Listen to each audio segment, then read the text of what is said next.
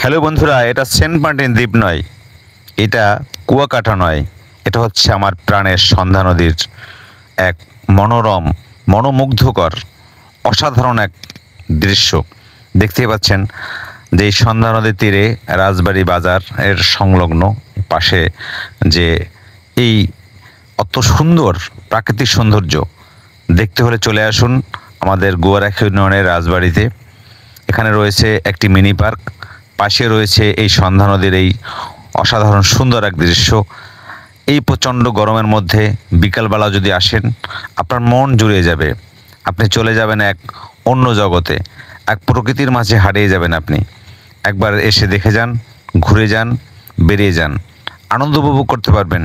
Saint Martin সমুদ্র সৈকতে হয়তো যেতে যারা পারছেন না এই মুহূর্তে, চলে আসুন আমাদের এখানে।